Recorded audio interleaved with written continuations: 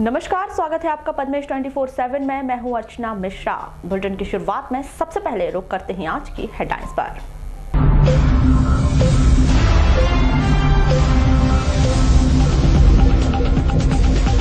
गायखुरी नदी घाट में मिला नवजात बच्चे का शव मिलने से क्षेत्र में मची सनसनी। पुलिस ने शव को किया बरामद।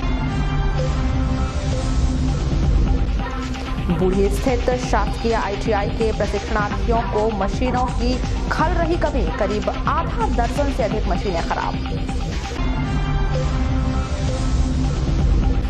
लालबर्रा के ग्राम पंचायत मुरझर कोड़िया घाट से हो रहा रेत अवैध उत्खनन।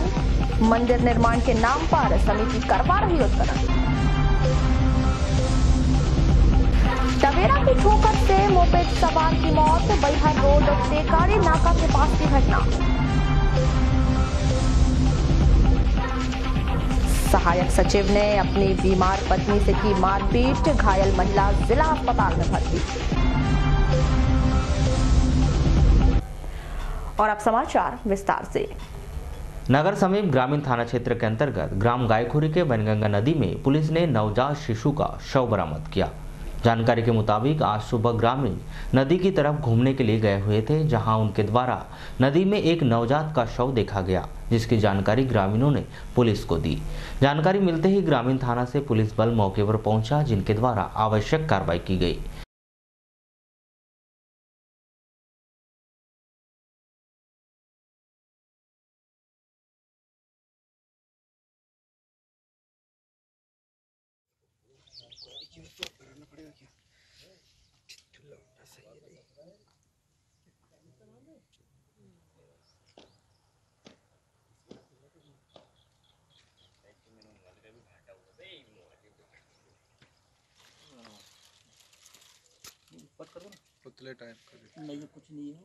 मामले के संबंध में ASI श्री शुक्ला ने बताया कि सुबह 100 डायल को सूचना मिली थी कि गायखुरी के वैनगंगा घाट में नवजात का शव चट्टान के पास पड़ा है।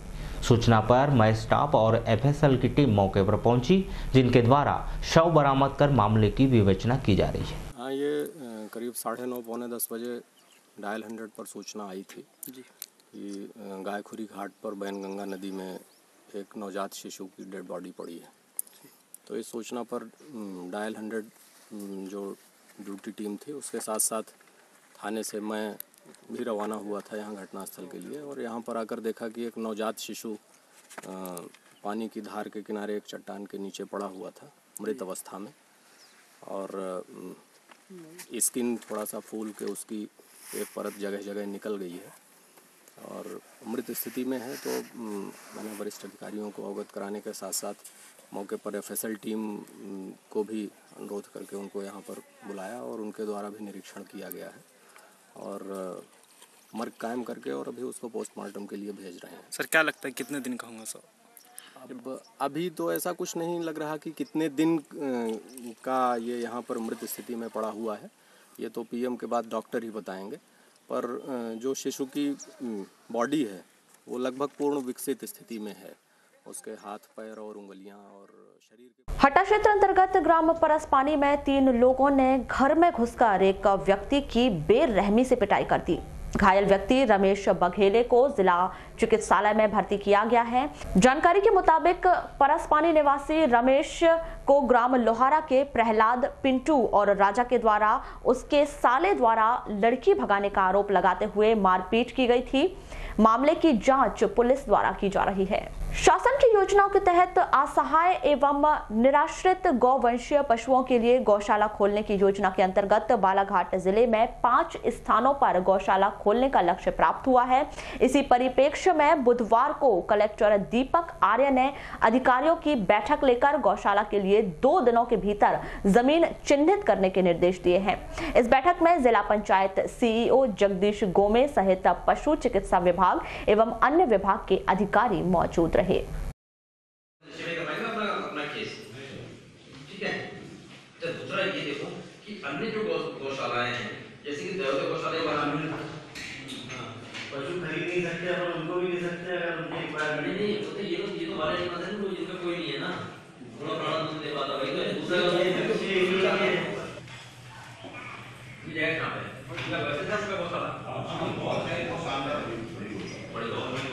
किसानों ने समर्थन मूल्य पर उपार्जन केंद्रों में अपनी धान करीब 1 माह से दे चुके हैं, लेकिन अब तक उनके खाते में राशि नहीं पहुंच पाई है, जिसको लेकर किसानों में आक्रोश है। नगर के हनुमान चौक स्थित जिला सहकारी बैंक की मुख्य शाखा में रोजाना सैकड़ों की संख्या में किसान पहुंच रहे हैं, लेकिन उन्हें बगैर राशि के बेरंग लौटना पड़ रहा है। किसानों ने इस हालत का जिम्मेदार सरकार को ठहराया है।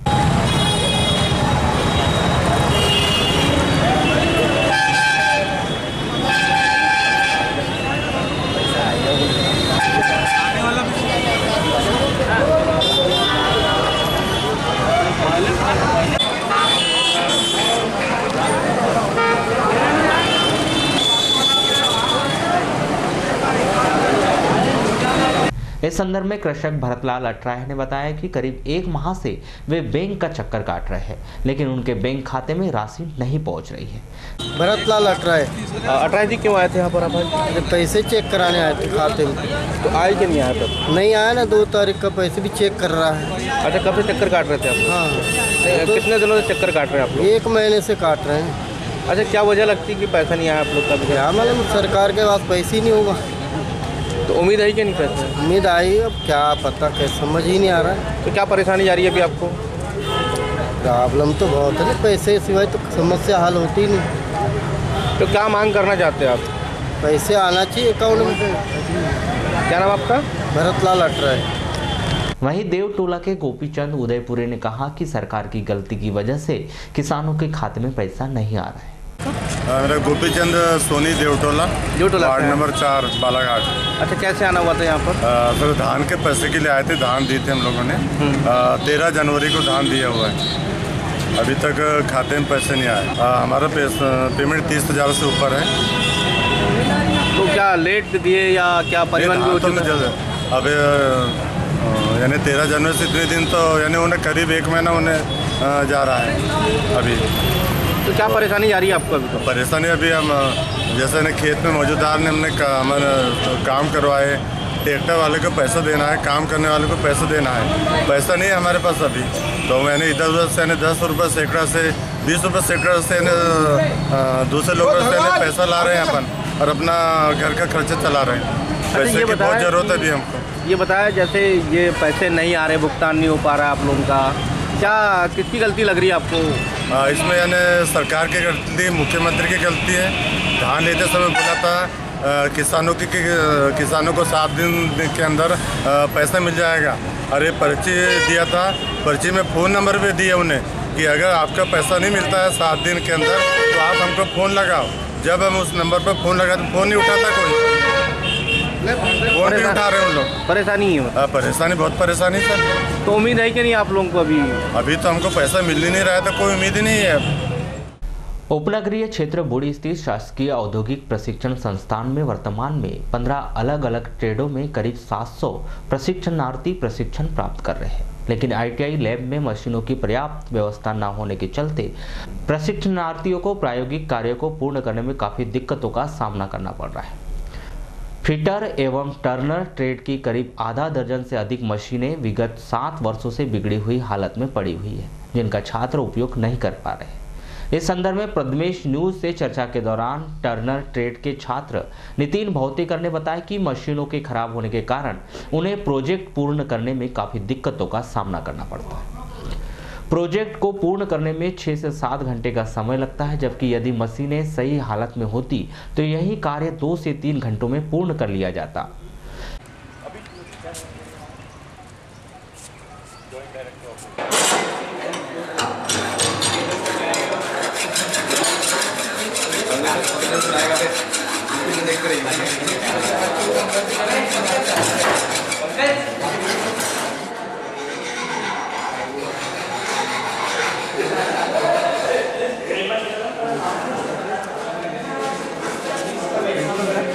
हाँ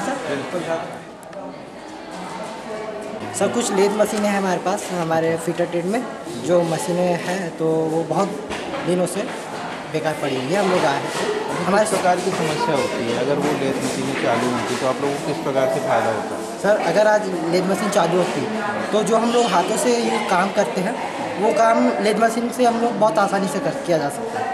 और फिनिशिंग बहुत अच्छी। कितना समय लगता है सर लगभग एक जॉब को बनाने में अगर हम लोग सुबह 9 बजे से एक जॉब को बनाने में बैठे तो 5 बजे जॉब कंप्लीट भी ठीक से नहीं हो पाता। अगर लेथ मशीन में काम किए तो वो जॉब 2 से 3 घंटे में बन जाए। यानी दिक्कतें होंगी। हाँ। और कौन कौन सी मशीनें जो खराब हैं? पावर शाह है जो जिससे हम लोग बड़े बड़े सामान यानी बड़ी बड़ी प्लेटें काट सकते हैं। तो पावर शाह मशीन भी ख़राब है और एक दो ड्रिल मशीन वो भी ख़राब है। सभी ट्रेड में यही स्थिति? हाँ सभी ट्रेडों में एकदम कंजूसी से काम हो रहा है बोला जाता है। क्योंकि यानी सिर्फ ये है कि आपको सिर्फ औपचारिकता? हाँ बस हो गया, नॉर्मल जो औपचारिकता बताई जा रही है कि हाँ बेटा ऐसा करना है, बस कुछ नहीं है। आपका क्या नाम है? पंकज वर्मा। अच्छा ये बताएं, यहाँ पर जो आप लोग ट्रेनिंग लेते हैं तो क्या यहाँ के जो उपकरण हैं काफ़ी ओल्ड हैं और अभी जो नई नई टेक्नोलॉजी आ रही है तो उससे आप वंचित रह जाते हैं, क्या सोचते हैं आप?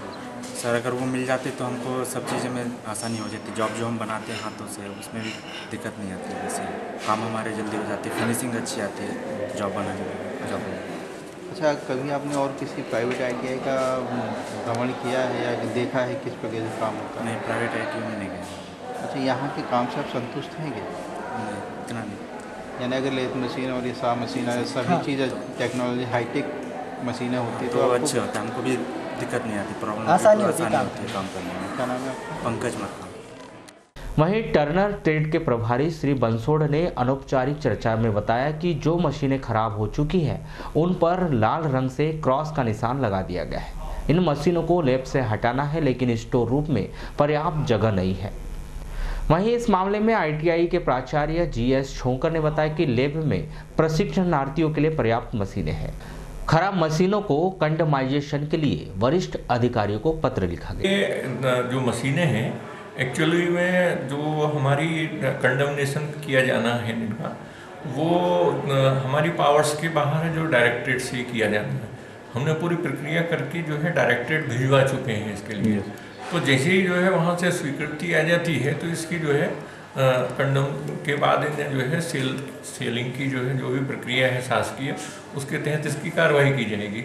लेकिन उसमें हमारे पास में जो टर्नर में जैसे कि 7 मशीनें की आवश्यकता है, हमारे पास 8 मशीनें जो कि पिछले 7-8 साल में ही खरीदी गई हैं। और जो पुरानी हैं उनमें से हमने कुछ जो है डिसमेंटल करके उन्हें डेमोन्स्ट्रेशन के लिए पार्ट के रूप में और पेंट करके आपने देखा होगा कि अलग अलग जो है रखी हुई है। यदि हम इन्हें खरीदने जाएंगे तो यही जो है बहुत पैसों की आएंगी, कॉस्टली होंगी। और ये जो है कंडमनेशन के बाद में इसकी वैल्यू उतनी नहीं मिलेगी हमें जो है। तो इनका बल्कि हमने काफ़ी कुछ चीज़ों का जो है उपयोग उन्हें बच्चों को डेमोन्स्ट्रेशन के लिए भी कर रहे हैं।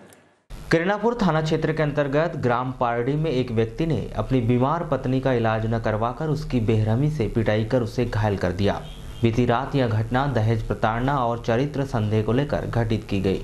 घायल महिला ओमती बिसेन किरणापुर निवासी को जिला अस्पताल में भर्ती किया गया। इस महिला का पति गजेंद्र बिसेन पंचायत में सहायक सचिव है।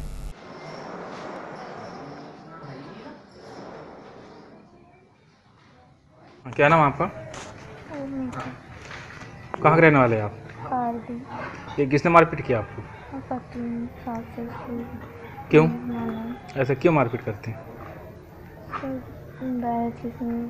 दहेज के लिए। अच्छा कल रात पे कितने बजे मारपीट हुई? 8 बजे। क्यों किस बात को लेकर मारपीट की? तो डॉक्टर के पास ले जाने बोली थी पति देव को, बस इतनी सी बात की। नहीं ले गए? नहीं सर। किन किन लोगों ने मारे? तो ससुर पति और ननद बाकी लोग सब गाली दे रहे थे, गंदी गंदी ले रहे थे। कैसे मारे? और हाथ से पास में। ये रात में कि पहले भी ऐसी घटना हो चुकी है? पहले भी मारे हैं बट इतना नहीं मारे थे, और पहले छोटा मोटा होता था तो हैंडल करते चलती थी मैं। चलो मुझे चल। जिला अस्पताल में बुधवार को पहुंचे यूनिसेफ मध्य प्रदेश के रथ को जिला अस्पताल के चिकित्सक अधिकारियों ने हरी झंडी दिखाई। आपको बताया कि शासन के आदेश के तहत देश को 2020 तक मीजल्स और रूबेला से मुक्त करने के लिए एक अभियान छेड़ा गया है। इसी उद्देश्य को लेकर रथ के माध्यम से लोगों में मीजल्स और रूबेला को लेकर जन जागरूकता लाई जा रही है। इस कार्यक्रम के अंतर्गत यूनिसेफ मध्य प्रदेश के स्वास्थ्य अधिकारियों सहित बच्चों एवं प्रतिभागियों ने इस बीमारी को जड़ से मिटाने का संकल्प लिया। इस कार्यक्रम में सीएमएचओ डॉक्टर मनोज पांडे सहित अन्य कर्मचारी मौजूद रहे। कार्यक्रम के संदर्भ में सीएमएचओ श्री पांडे के द्वारा आवश्यक जानकारी दी गई। ये मीजल्स रूबेला का अभियान तो हमारे यहाँ पिछले 15 तारीख से चल रहा है और हमको अच्छा प्रतिसाद मिला है। हमने लगभग अभी 93% काम कर लिया है। इस रथ के बारे में बताना चाहूँगा कि मीजल रूबेला के बारे में लोगों में जन जागरूकता फैलाने के लिए यूनिसेफ के द्वारा ये रथ भोपाल से भेजा गया है, जो कि पिछले इस प्रकार के कई रथ पूरे मध्य प्रदेश में भेजे गए हैं विभिन्न इलाकों में और ये पिछले 1 महीने से कार्य कर रहे हैं। इनका अभी शेड्यूल के हिसाब से बालाघाट जिले का कार्यक्रम था, यहाँ भी इन्होंने कल किदनापुर साइड में काम किया है और आज ये भोपाल की तरफ निकलेंगे। तो इनके द्वारा मीजल्स रूबेला के हितग्राहियों कौन होना चाहिए और इसके टीके लगाने से किस प्रकार के बीमारियों से बचा जा सकता है, ऐसा एलईडी उनके पास में है और उसके माध्यम से जन समूह को एकत्रित करके टीकाकरण के बारे में जानकारी दी जाती है। टीकाकरण क्यों आवश्यक है इसके बारे में जानकारी दी जाती है। टीकाकरण के नहीं लगाने से क्या बीमारियां हो सकती हैं इसके बारे में जानकारी दी जा सकती है। तो इस प्रकार से लोगों में जन जागरूकता फैलाते हुए रथ आगे बढ़ रहा है। नगर से सटे विश्रामपुर धापेवाड़ा में मंगलवार को कोय पुनेम भाषा साहित्य सांस्कृतिक सामूहिक सजोर पेंता सम्मेलन का आयोजन किया गया, जिसमें प्रमुख वक्ता के तौर पर राष्ट्रीय व अंतर्राष्ट्रीय संस्थापक बिरसा ब्रिगेड के इंजीनियर दादा सतीश पेंदाम, आदिवासी गोंड सगा समाज सर्किल संगठन के अध्यक्ष तपेश सिंह पंद्रे सहित संगठन के तमाम पदाधिकारी मौजूद रहे। सम्मेलन में प्रबोधन कार्यक्रम रखा गया, जिसमें प्रमुख वक्ताओं के द्वारा अपने विचार रखे गए। सिर्फ आदिवासी संस्कृति में लूंगी, आदिवासी समाज में लूंगी, क्योंकि इस समाज ने मेरे को महारानी नहीं, मेरे को वीरांगना बनाया। इस समाज ने लड़ना सिखाया, इस समाज ने जीना सिखाया और इस समाज की ऋणी रहूंगी। मैं अपने आप को खुश नसीब मानती हूँ कि मैं आदिवासी बनी। कुछ कर गुजरने का जुनून और जज्बा हो तो गरीबी और परेशानियां कभी आड़े नहीं आती। इस बात को आदिवासी बाहुल्य क्षेत्र बड़गांव के मनीष परते ने सच कर दिखाया है, जिसने पीएससी परीक्षा पास कर अपने गांव व क्षेत्र का नाम रोशन किया है, जिसका गांव पहुंचने पर ग्रामीणों ने भव्य स्वागत किया। इस मौके पर स्वागत समारोह का आयोजन किया गया। इस दौरान जिला पंचायत सदस्य दल सिंह पंद्रे सहित अन्य अतिथियों के द्वारा मनीष को उज्जवल भविष्य की बधाई दी गई। उनको तो पहले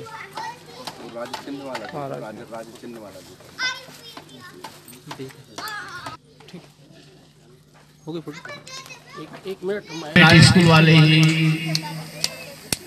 अच्छे नौकरियों में जाएंगे, ये सब बात नहीं है।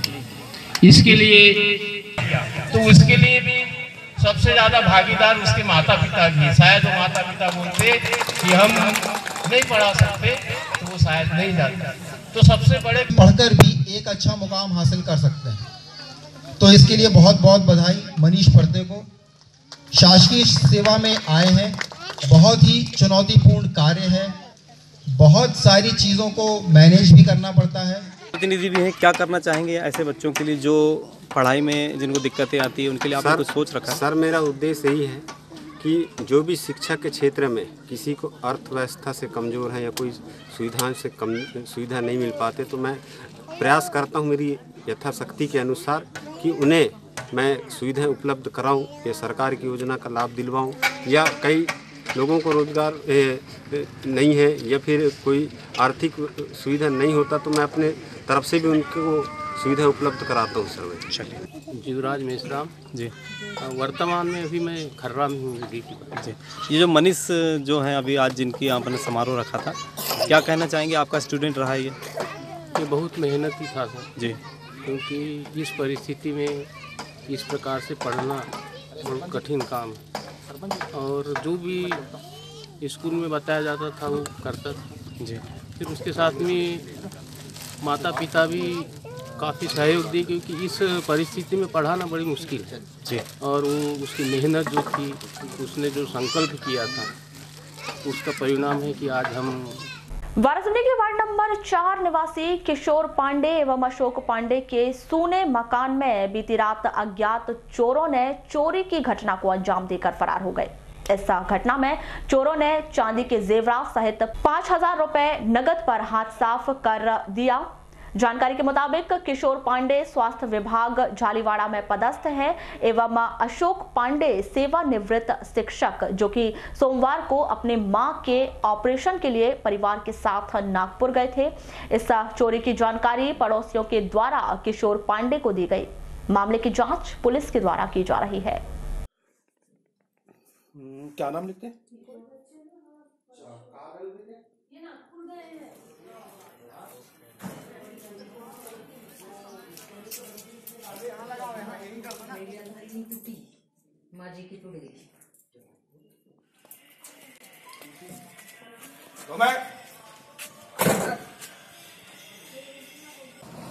माताराम का ऑपरेशन हुआ है हमारे सास का नागपुर में, तो एडमिट हैं। कल ऑपरेशन हुआ और हमारे देवर और देवरानी यहाँ रहते हैं, हम लोग गांव में रहते हैं, तो रात में चोरी हो गई है। घर पे उस समय कोई भी नहीं था क्या? नहीं, कोई भी नहीं था। ताला बंद था घर पे? ताला बंद था, ताला तोड़ के चोरी किए हैं। क्या क्या सामान चोरी हुआ है? माताराम के अलमारी से 20-30 हजार का जेवर गया है और सामान फिर कुछ नहीं गया है। आपको कैसी जानकारी लगी? हम लोग गांव में रहते हैं, दूध वाला आया बोलते सवेरे यहाँ, तो बाजू वाले के यहाँ बताए कि यहाँ ताला टूटा हुआ है, तो उन्होंने फोन किए। फिर तो मैं अभी आई हूँ और मेरे देवर देवरानी आ रहे हैं अभी नागपुर से। अच्छा, ये दोनों मकानों में चोरी की? हाँ, दोनों। लालबर्रा से सटी ग्राम पंचायत पनबेरी स्थित मध्य प्रदेश शिक्षक कांग्रेस जिला कोषाध्यक्ष NP सोलंकी के निवास पर बुधवार को मध्य प्रदेश शिक्षक कांग्रेस ब्लॉक एवं तहसील शाखा की संयुक्त बैठक आयोजित की गई, जिसमें ब्लॉक कार्यकारिणी का गठन किया गया एवं विभिन्न विषयों पर चर्चा की गई। सेनानी करो प्रयास, अभय भावी इतिहास तुम्हारा है। ये इन्हीं लोगों के लिए नौजवान हैं और काफी मेहनत से, काफी परेशानी और काफ़ी कार्य करने के बाद ये आज इस प्रमुख पद पर बैठे हैं।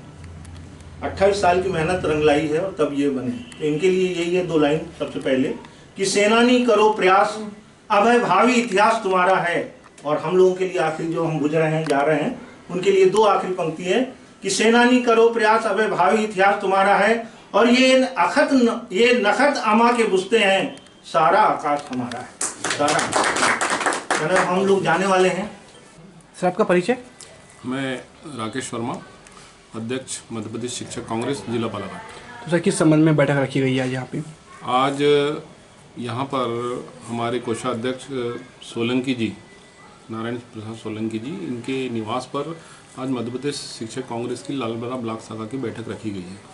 सबसे पहले तो इन लोगों ने बैठक लेके जिले ये ब्लॉक की जो कार्यकारिणी है इनका इन्होंने गठन किया है, तो सब आज इनका अनुमोदन यहाँ पर किया गया। और मैं सभी पदाधिकारियों को अपने मध्य प्रदेश शिक्षक कांग्रेस जिला अध्यक्ष होने के नाते शुभकामनाएं देता हूँ और ये अपेक्षा भी रखता हूँ इनसे कि ये संगठन को मजबूत करने में अपना सहयोग प्रदान करेंगे। और सर, किन किन मुद्दों में बातें चर्चा की गई यहाँ पे? एक्चुअल में जो संगठन काम करता है वो शिक्षकों के मुद्दों पर ही काम करता है। शिक्षकों की समस्याएँ जो होती है उस पर उसके निराकरण के लिए संगठन काम करता है।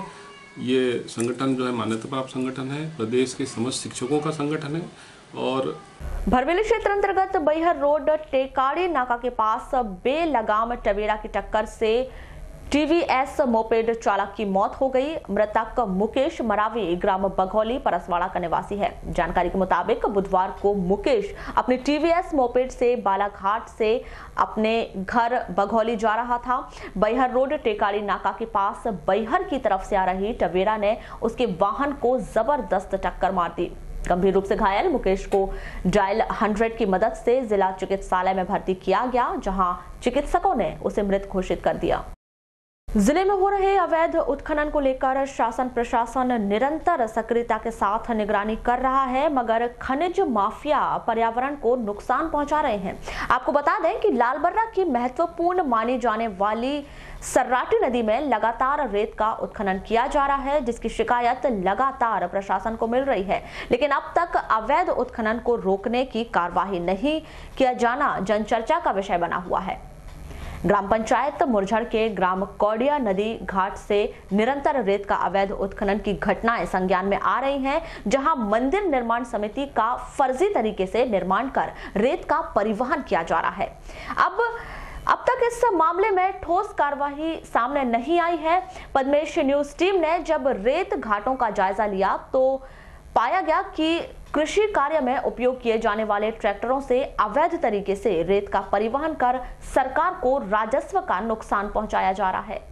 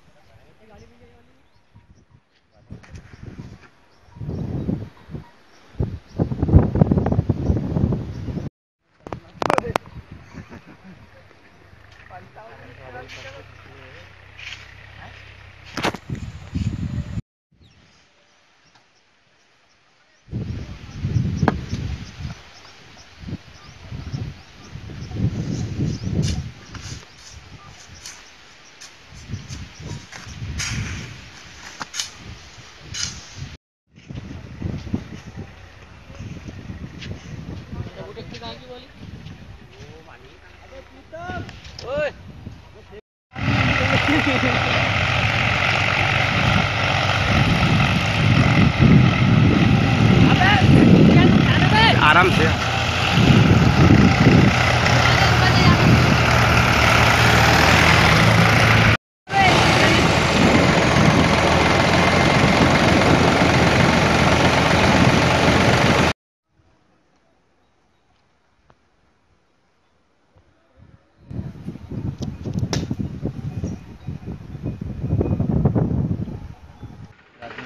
हाँ? कहाँ से लेके आ रहे हैं गाड़ी? कहाँ से रेत कहाँ से लेके आ रहे हैं? कौन सा घाट है? हाँ? अच्छा, रॉयल्टी मिल रही क्या? किसके परमिशन से लेके आ रहे हैं? हाँ? आपके पास लाइसेंस है? लाइसेंस नहीं है? गाड़ी के कागज है आपके पास? अच्छा, लाइसेंस नहीं बाकी आपके पास? सर मोगा धपेरा से निरंतर शिकायतें भी मिल रही है। देखने में आ रहा है कि रेत चोर जो है सक्रिय हैं, खरीद माफिया सक्रिय हैं, निरंतर जो है नदियों को खोखला किया जा रहा है। क्या मानते हैं, क्या कार्रवाई की? इसके संबंध में आपके द्वारा ये मामला संज्ञान में लाया गया है। तद संबंध में आरआई पटवारी को निर्देशित किया जाएगा कि वहाँ पे यदि कहीं अवैध उत्खनन की कार्यवाही की जा रही है तो उसको पकड़ें, और इसके बारे में खनिज निरीक्षक को भी अवगत कराया जाएगा कि खनिज विभाग और राजस्व विभाग की संयुक्त कार्यवाही द्वारा वहाँ पे यदि कोई अवैध कार्यवाही चल रही है तो उनके विरुद्ध कार्रवाई की जी। लेकिन सर देखने में आ रहा है कि मंदिर निर्माण के नाम पर या किसी और चीज़ को एक ढाल बनाकर जो है अवैध तरीके से रेत बेची जा रही है, उन पर क्या कार्रवाई की जाएगी? उन पर कार्रवाई के लिए आपके द्वारा संज्ञान में लाया गया है। तत्संबंध में जानकारी ली जाएगी कि ऐसा कुछ किया जा रहा है कि किसी के द्वारा मंदिर के नाम पे या किसी भी नाम पे अवैध वसूली की जा रही है सर, तो उसको रोका जाएगा। जानकारी में आरआई के द्वारा नहीं लाया गया। अभी हाल ही में कुछ दिन पहले मोगा धपेरा में कुंगाटोला घाट पर आरआई और पटवारी के द्वारा छापामार कार्रवाई की गई थी, जिसमें उनको पटवार को धमकी भी मिली थी जान से मारने की, और उन्होंने पंचनामे बनाए थे। तो क्या ये मामला आपके संज्ञान में नहीं लाया आरआई ने? ये आरआई साहब ने मामला संज्ञान में लाया। तत्संबंध में निर्देशित हुआ था कि संयुक्त दल गठित करके इन पे कार्रवाई की जाएगी। घाट जो है मुरजड़ ग्राम पंचायत के अंतर्गत ही आता है, और शिकायतें मिल रही हैं कि अवैध रेत का उत्खनन हो रहा है वहाँ से, और कई नाबालिग बच्चे भी ट्रैक्टर से वहाँ रेत ढुलाई कर रहे हैं। क्या कार्रवाई की जाएगी सर और इस मामले में? पुलिस लगातार पेट्रोलिंग कर रही है, यदि मिलती है तो कार्रवाई की जाए। वारासिवनी के रानी अवंतीबाई स्टेडियम मैदान में भाजपा का बुधवार को संसदीय क्षेत्र का युवा संवाद कार्यक्रम का आयोजन किया गया।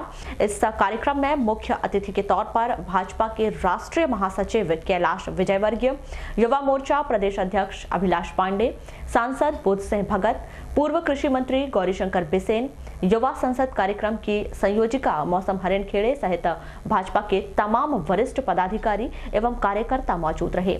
कार्यक्रम का आगाज पार्टी पदाधिकारियों के द्वारा मुख्य अतिथियों के स्वागत के साथ हुआ।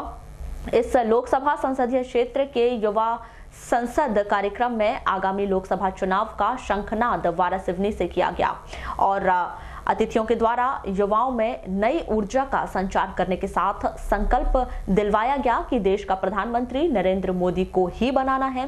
कार्यक्रम के दौरान कार्यक्रम में मौजूद मुख्य अतिथि भाजपा राष्ट्रीय महासचिव कैलाश विजयवर्गीय ने कहा कि युवा संसद कार्यक्रम पूरे देश के लोकसभा संसदीय क्षेत्र में किया जा रहा है। इस कार्यक्रम में हम संबोधित नहीं करेंगे बल्कि युवा के मन में क्या विचार है और देश व नरेंद्र मोदी के प्रति उनके प्रश्नों का जवाब देंगे। जिसके बाद कार्यक्रम में उपस्थित युवाओं ने कागज पर लिखकर अपने प्रश्न दिए, जिसका श्री विजयवर्गीय ने एक एक कर सभी प्रश्नों का उत्तर दिया। और जीएसटी लागू हुआ तो सब हिसाब किताब रखना पड़ा। हिसाब किताब रखने के लिए एक मुनीम को रखना पड़ा। मुनीम भी पहले जैसा मुनीम नहीं था, पढ़ा लिखा कंप्यूटर वाला मुनीम रखना पड़ा, तो खर्चा बढ़ गया। खर्चा बढ़ गया और उस समय मुसीबतें ज़्यादा थी, कुछ टैक्स का स्लैब भी ज़्यादा था और ज़्यादा रोज घर पे जाऊं जीएसटी के नाम पर डांट पड़े। पर जीएसटी काउंसिल के माध्यम से जब हमने आने वाली अड़चनों से अरुण जेटली जी को अवगत कराया तो एक करके जीएसटी की सारी समस्याओं को सरलीकरण में बदलकर व्यापारियों को बहुत फायदा हुआ और सबसे ज़्यादा इसका लाभ हुआ है। सरकार के खजाने में पैसा जाने लगा, जो पहले ब्लैक मनी में जाता था वो पैसा सरकार के खजाने में जाने लगा और सरकार के खजाने में जाने लगा। उस पैसे का सदुपयोग ये हुआ कि गरीब जो हमेशा मकान के लिए तरसता था, प्रधानमंत्री आवास योजना के माध्यम से इस देश के अंदर 2 करोड़ लोगों को मकान बनाकर मोदी जी ने आवंटित करवा दिए। उनका संकल्प है कि 2022 तक एक भी मेरे देश का ऐसा गरीब व्यक्ति नहीं होगा जिसके सर पर पक्की छत नहीं होगी। कार्यक्रम के संबंध में सांसद बुद्ध सिंह भगत ने कहा कि आज 130 करोड़ भारतीयों को मोदी की जरूरत है और मोदी को आपकी जरूरत है। एक तरफ देश के भ्रष्ट लुटेरे लोग महागठबंधन कर रहे हैं और दूसरी तरफ साफ सुथरी छवि का एक व्यक्ति मोदी है। मोदी की जरूरत है। 130 करोड़ भारतीयों को आज यदि किसी की जरूरत है, सिर्फ नरेंद्र मोदी की जरूरत है और नरेंद्र मोदी जी को आपकी जरूरत है। युवा तरुणाई की जरूरत है। जिस ओर जवानी चलती है जमाना उस ओर आगे बढ़ता है। दोस्तों, देश के लिए जवानी को कुर्बान कर दो। एक ओर वो भ्रष्ट ताकते लुटेरे लोग जिनका महागठबंधन है, दूसरी ओर एक ईमानदार व्यक्ति जो 24 घंटे देश की 130 करोड़ जनता के जान माल की सुरक्षा के लिए रात दिन मेहनत कर रहा है, जिसका 5 साल का कार्यकाल निष्कलंक है, एक पैसे का कोई दाग नहीं। ऐसा व्यक्तित्व का धनी एक ओर खड़ा है। आप लोगों से मैं आह्वान करता हूं कि जवानी भी क्या जिसका लहू देश के काम ना आए। आज आपकी जरूरत है। मोदी जी ने 5 साल ऐसे काम करके दिखा दिया है और खासकर मैं युवाओं को कहना चाहता हूं, कहां का पहले स्किल इंडिया कौशल विकास।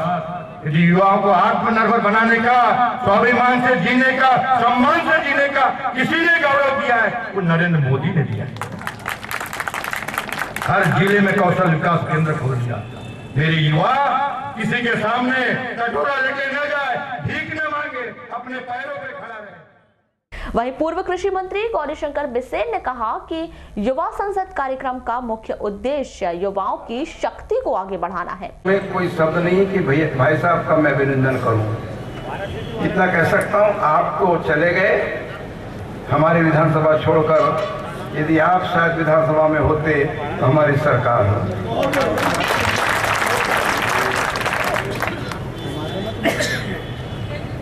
1991 में पहली बार सांसद चुना गया। एक वोट से अटल जी की सरकार गिर गई। प्रहलाद भाई को चुनाव में यहां से भाजपा ने उम्मीदवार बनाया। उस समय में राष्ट्रीय अध्यक्ष हमारे श्रद्धेय कुशाभाऊ ठाकरे जी अडवाणी जी का संदेश है, गौरी शंकर बिसेन आपको चुनाव नहीं लड़ाया जा रहा है, प्रहलाद जी को चुनाव लड़ा रहे हैं, क्या होगा? मैंने कहा जीत करके जाएंगे। उस समय में हमारे संसदीय क्षेत्र में प्रहलाद जी को किसी ने साथ दिया था और हमारा मार्गदर्शन किया था, तो हमारे भाई कैलाश विजयवर्गीय जी ने। फिर 2004 में हम सांसद बने, 3 में विधायक बने, कभी विधायक कभी सांसद, ये तो चलते रहता है। लेकिन भाग्यवान वो लोग हैं जो संगठन के माध्यम से भाजपा को गढ़ते हैं, उनमें हमारे कैलाश विजयवर्गीय। पूरा हाल, पूरा हमारा पेंडाल दोनों हाथ की तालियों से गुंजायमान हो जाना चाहिए।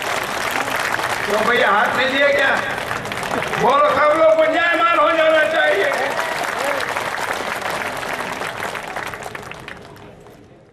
इस कार्यक्रम के संबंध में युवा संसद कार्यक्रम की संयोजिका मौसम हरिन खेड़े ने कहा कि देश का युवा दोबारा नरेंद्र मोदी को प्रधानमंत्री बनाकर देश की कमान उन्हें सौंपना चाहता है, जो ऐसे आतंकवादियों को सबक सिखाती है कि पिछले 5 सालों में एक भी बॉम्ब ब्लास्ट भारत की भूमि में कहीं नहीं होता। सर्जिकल स्ट्राइक की बात हो, चाहे पाकिस्तान को अंधेमुंह जवाब देने की बात हो, चाहे बांग्लादेशियों को सबक सिखाने की बात हो, ऐसे कठोर निर्णय लेकर इस देश में राम राज्य स्थापित करने का काम कोई कर रहे हैं तो हमारे नेता माननीय प्रधानमंत्री जी कर रहे हैं। जब बात भ्रष्टाचार की आती है तो जनधन के माध्यम से, विभिन्न योजनाओं के माध्यम से हितग्राही के खाते में सीधे पैसा जाए, हर व्यक्ति का अपना पक्का मकान हो, महिलाओं को उज्ज्वला गैस मिले, प्रधानमंत्री कौशल विकास के माध्यम से युवाओं को स्वरोजगार की दिशा में आगे बढ़े, मेक इन इंडिया हो, डिजिटल इंडिया हो, स्टार्टअप इंडिया हो, स्किल इंडिया जैसी अनेक योजनाओं के साथ भारत के हर वर्ग को काम करने का, आगे लाने का काम अगर कोई कर रहे हैं तो हमारे नेता माननीय नरेंद्र मोदी जी कर रहे हैं। भाइयों बहनों, मैं आपसे कहना चाहती हूँ कि सांप्रदायिक असमानता की बात होती है। वहीं भाजपा पदाधिकारी गौरव पारधी सहित अन्य वक्ताओं ने भी अपने विचार रखे। ये युवा संसद है, संसद में क्या होता है, स्पीकर बोलता है कि सारे सांसद बोलते हैं? सब बोलते हैं ना। मैं चाहूंगा कि मेरा जो विषय है उसमें आप सब बोलें और हम सबको सुनने मिले, क्योंकि जो मुझे विषय मिला है वो है ग्रामीण भारत का विकास। हम सब ग्रामीण जन हैं, हमारे विकास की बात होगी तो हमसे ही तो पूछ के होगी, हमसे पूछे बगैर होगी क्या? नहीं होगी। तो मैं चाहूंगा कि मैं आपसे सुनना चाहूंगा कि विकास क्या होता है, कैसे होता है। भाई अवलेश जी इधर आइए। भाजपा के राष्ट्रीय महासचिव कैलाश विजयवर्गीय का वारासिवनी आगमन हुआ, जहां उनका पार्टी पदाधिकारियों के द्वारा भव्य स्वागत किया गया। इसके बाद श्री विजयवर्गीय ने प्रेस वार्ता का आयोजन किया, जिसमें उन्होंने बताया कि आज वे युवा संसद कार्यक्रम में शामिल होने आए हैं और देश का युवा पुनः देश की कमान नरेंद्र मोदी को सौंपने वाले हैं। उन्होंने बताया कि इस बार के लोकसभा चुनाव में पहले से ज्यादा सीट जीतेंगे और एनडीए के मित्रों के साथ सरकार बनाएंगे। उन्होंने कहा कि नरेंद्र मोदी के शासनकाल में भारत एक महाशक्ति के रूप में उभर रहा है। राहुल जी अकेले ने आजमाया था मोदी जी को, प्रियंका जी भी आके आजमाई। तो यूपी में क्या स्थिति रहेगी प्रियंका के आने से? कुछ नहीं, देखिए यूपी में पिछली बार 2 लड़के अभिषेक जी ने क्या बोलते हैं अखिलेश जी और राहुल जी, दोनों ने आके जब जुगलबंदी की तो सारे मीडिया वालों ने कहा कि 2 लड़के कमाल करेंगे, 2 लड़के कमाल करेंगे। दोनों लड़के कहाँ गए? चुनाव परिणाम में दिखे नहीं। अब इस बार दोनों लड़के, एक बुआ की गोद में जाकर बैठा है, एक बहन को लेकर आ गया। फिर से प्रयोग करेंगे कैलाश जी, और मेरा ऐसा मानना है पूरा हो जाने दीजिए। मध्य प्रदेश की कांग्रेस सरकार के कार्यकाल के बारे में क्या उनका पर्सनल? अरे कराए, एक बहन जी के साथ घूम रहे हैं। दोनों को अपने नेतृत्व पर विश्वास नहीं है, अपनी नेतृत्व क्षमता पर विश्वास नहीं है, चाहे राहुल जी हो चाहे अखिलेश जी हो। और इसलिए उत्तर प्रदेश के परिणाम भारतीय जनता पार्टी के पहले से भी ज़्यादा अच्छे होंगे। ये राफेल मामले को जो लेके वो जांच की बार बार मांग कर रहे हैं, जो कमेटी बनाने की वो मांग कर रहे थे, क्यों नहीं करी मोदी सरकार इस मामले में? क्यों नहीं बोल रही है, आगे क्यों नहीं आ रही, जांच क्यों नहीं बना रही? सुप्रीम कोर्ट से बड़ी कोई कमेटी होती है क्या? नहीं, ईवीजी की जो बात कर रहे हैं वो मैं कह रहा हूँ सुप्रीम कोर्ट से कोई बड़ा कोर्ट होता है क्या? तो फिर क्यों हल्ला मचा रहे हो?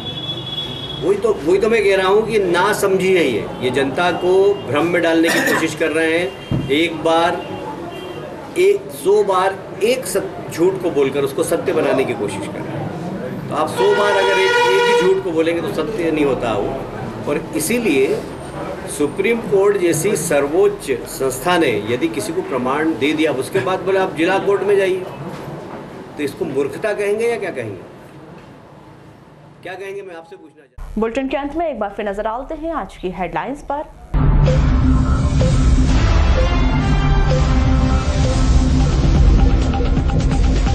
गायखुरी नदी घाट में मिला नवजात बच्चे का शव मिलने से क्षेत्र में मची सनसनी, पुलिस ने शव को किया बरामद। बूढ़ी स्थित शासकीय ITI के प्रशिक्षणार्थियों को मशीनों की खल रही कमी, करीब आधा दर्जन से अधिक मशीनें खराब। लालबर्रा के ग्राम पंचायत मुरझर कोरिया घाट से हो रहा रेत का अवैध उत्खनन, मंदिर निर्माण के नाम पर समिति करवा रही उत्खनन। टवेरा की ठोकर से मोपेड सवार की मौत, बैहर रोड टेकारी नाका के पास की घटना। सहायक सचिव ने अपनी बीमार पत्नी से की मारपीट, घायल महिला जिला अस्पताल में भर्ती। तो ये थी अभी तक की खास खबरों की ज्यादा जानकारी के लिए लॉग ऑन कीजिए www.balaghatexpress.in पर। इसके अलावा आप अपने एंड्रॉइड फोन से प्ले स्टोर पर जाकर बालाघाट एक्सप्रेस ऐप भी डाउनलोड कर सकते हैं। तो आज बुलेटिन में बस इतना ही। अगले न्यूज बुलेटिन के साथ फिर मुलाकात होगी, तब तक के लिए नमस्कार।